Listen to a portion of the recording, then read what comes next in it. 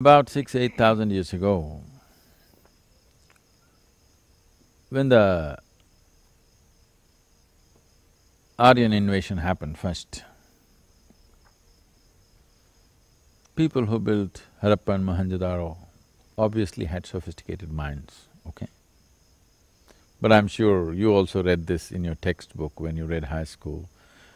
The British wrote these textbooks and they said, Harappa, Mohenjo-daro had very organized drainage systems. You're only interested in how they handle their poo and pee. Okay. Is that all that mattered to you? Because you had such bad drainage systems in your own place, that's all you could think of? Why didn't you think about 6,000 years ago, if people had to build such sophisticated places and large temples and things, what were they made of? What was their intelligence? What was their thought? What was their consciousness? What were they thinking about? Or what was their state of experience of life? That they were so content, they built wonderful cities and had no armies to protect themselves. That means, what was the consciousness of the people there? How did they live?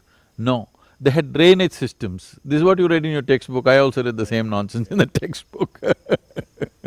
Yes.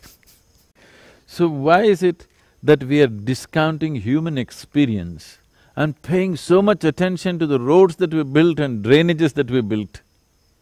Yes, those things are needed, but for what? To enhance human experience, isn't it, of this life? No, right now that's completely gone.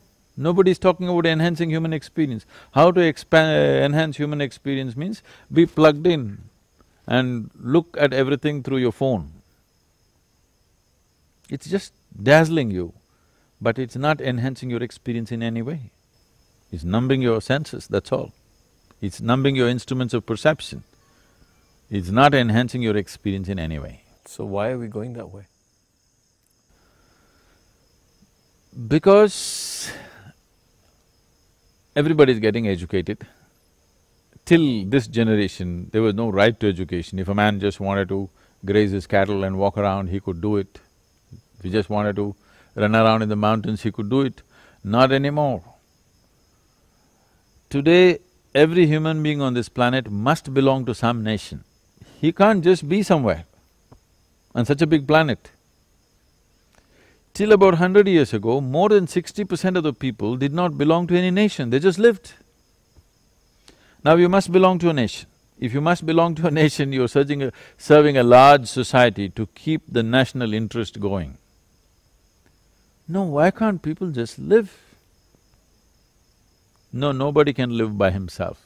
We are subserving the human life and making something else more important. No. The only and only purpose of life is for this piece of life to find its ultimate possibility. Whether you're an earthworm, or a grasshopper, or a bird, or an animal, or a tree, or a human being, this is the only purpose every life has, that it wants to grow to its full potential, not be something else. Maybe you look at this tree and think, oh, I can take the flowers and do puja, or you look at that tree and think, oh, this will make good furniture. But the tree is not thinking about furniture, it just wants to grow to its full size and full possibility, isn't it? You may have ideas of furniture.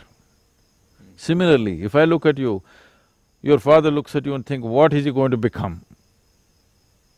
He may have ideas. No, this life has no such ideas. This life just wants to become its fullest possibility. That possibility, unfortunately, has very narrow windows in the world. Here and there, rest is all making you a cog in the wheel.